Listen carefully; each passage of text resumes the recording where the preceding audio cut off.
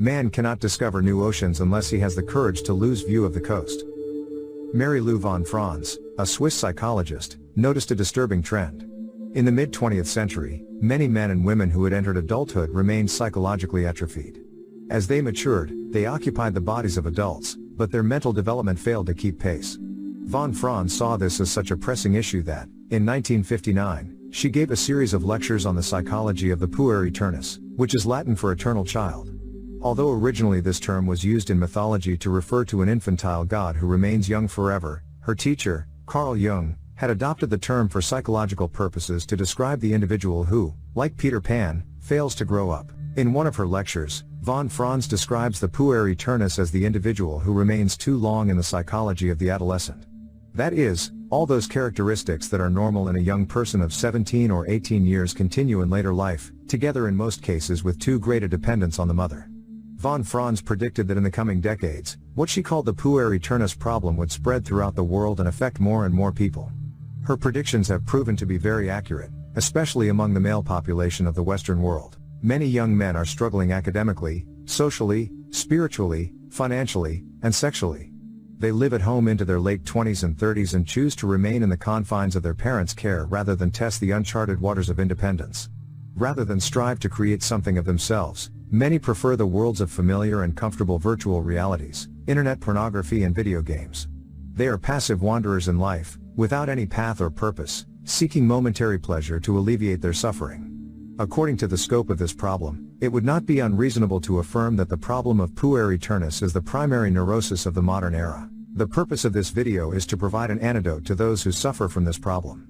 To do this, we will provide an in-depth psychological analysis of the Puer Aeternus and, based on the views of Carl Jung, von Franz, and others, provide practical advice on how to start a more responsible, enriching, successful, and independent path of life. Before examining the psychology of the Puer Aeternus, it is necessary to take note of the conditions that have given rise to this social problem. To this end, we must discuss how a strong maternal complex prevents the maturation of many people today. As von Franz points out, a man who has a mother complex will always have to deal with his tendencies to become a Puer Aeternus. Throughout our evolutionary history, mothers and fathers have assumed different parental roles. Mothers have always interacted with their children more than fathers, maintained more physical contact, and been more careful, comforting, and empathetic with the pain, physical and emotional needs of the child. This extremely intimate and close relationship with the maternal figure creates in the child a lasting emotional mark, or a highly resistant psychological bond, that psychologists call a maternal complex. The child's experience with the mother, wrote James Hollis, is internalized as a complex, an emotionally charged group of energy beyond the control of the ego. Parents do not create this same bond of dependency with the child. On the other hand, the father's role has traditionally been to provide the child with resources and protection, but just as important, with guidance. More specifically, the role of the father has been to help the child free himself from his bond of dependency with the mother and help him emerge in the world as an independent and functional adult. In most cultures throughout history, individuals passed from adolescence to adulthood with the help of rites of passage. The main purpose of all rites of passage was to separate the young man from his mother, first physically and then psychologically.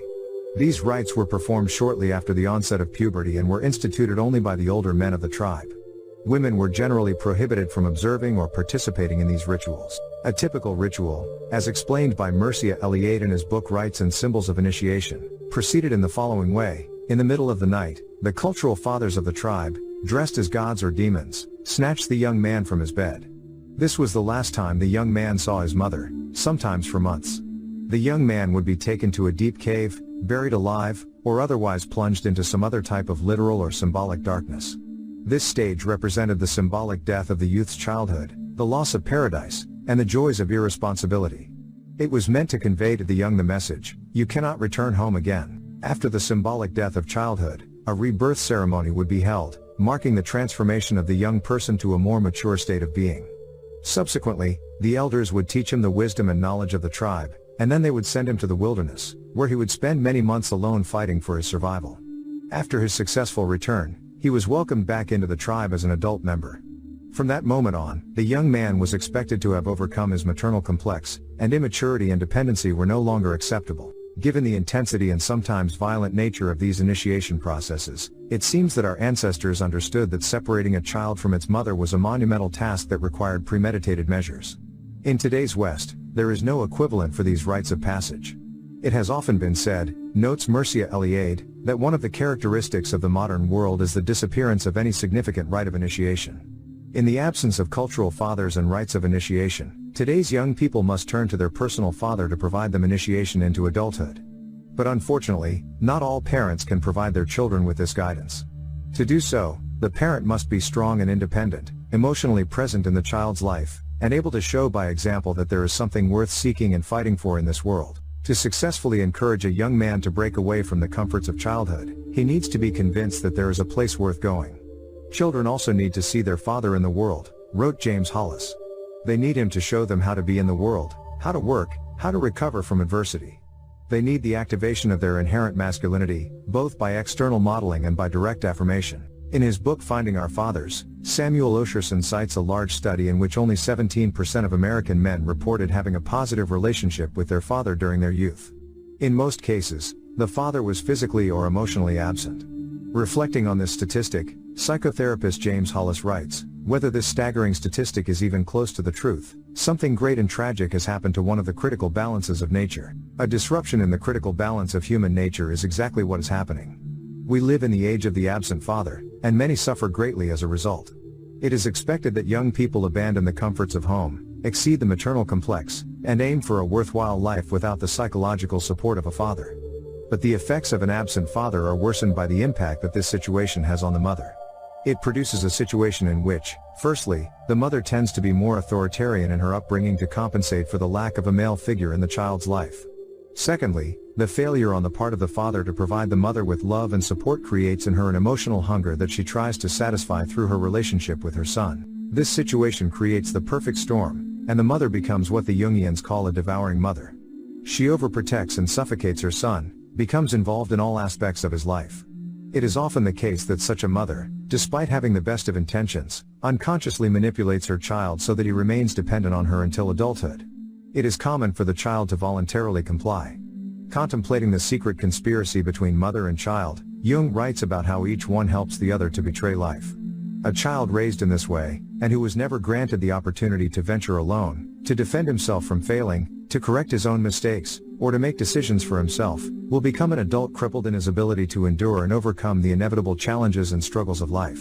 The healthy desire to adapt to reality and individualize himself, both of which entail fear, pain, and conflict, will be replaced by his need to remain attached to his mother, whether his personal mother or a symbolic substitute in the world. If he does not remain dependent on his biological mother, he may desperately seek to find a nutritional substitute in other women or lose himself in the comforting embrace of an addiction. In other words, when a child emerges into adulthood with a strong maternal complex, he will not seek to develop his independence or evolve his consciousness, but will be possessed by what Jung called the spirit of regression, which threatens us with the slavery of the mother and with dissolution and extinction in the unconscious. He will find himself in the service of sleep and not in the battle of life. He expects to be trapped, sucked up, wrapped, and devoured, writes Jung. He searches, so to speak, for the protective and nourishing enchanted circle of the mother, the condition of the infant freed from all cares. It is not surprising that the real world fades from his sight. To stop being a Puer Aeternus, or eternal adolescent, implies maturing emotionally and psychologically by assuming responsibilities and committing to personal growth. Here are 3 practical steps to start this process. Step 1. Self-awareness and acceptance. The first step to stop being a Puer Aeternus is to become aware of your behaviors and thought patterns. Reflect on how you face life's challenges, your interpersonal relationships, and how you make decisions. Recognize if there are avoidance tendencies, resistance to responsibility, and fear of commitment.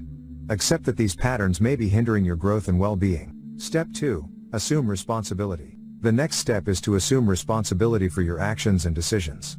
Stop blaming others or circumstances for your problems and accept that you have the power to change and improve your life.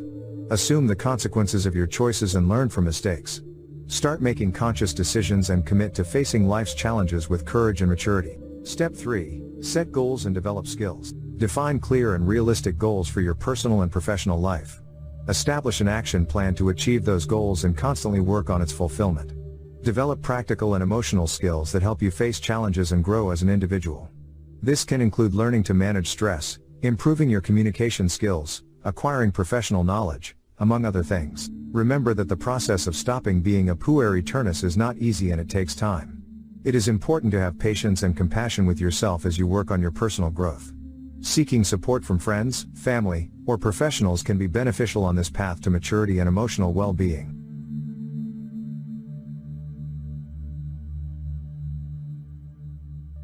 Remember to subscribe and hit the like button for more videos and to help us reach more people.